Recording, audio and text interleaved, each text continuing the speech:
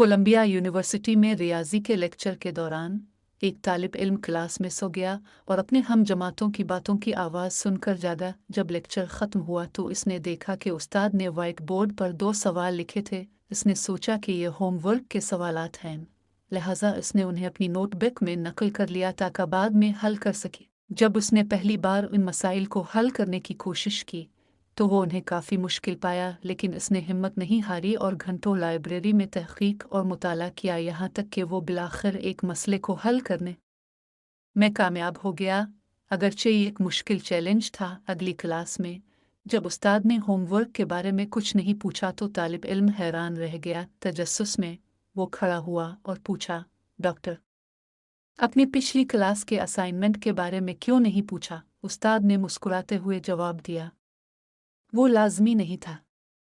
मैं तो सिर्फ वो सवाल लिखे थे जिन्हें साइंसदान आज तक हल नहीं कर सके।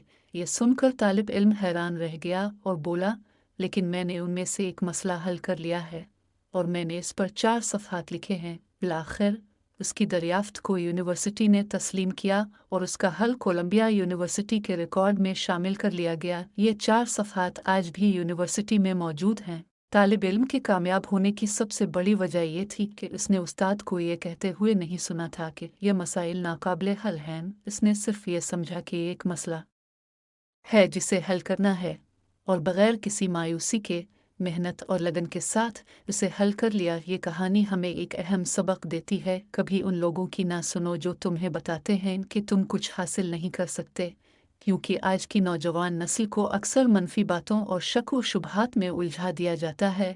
कुछ लोग दानिस्ता तौर पर नाकामी और मायूसी के बीज बोते हैं, लेकिन याद रखो, तुम में अपनी मंजिल तक पहुंचने, मुश्किलात पर काबू पाने और अपने ख्वाबों को पूरा करने की भरपूर ताकत मौजूद है। बस अल्लाह पर भरोसा रखो और मुसलसल मेहनत करते रहो।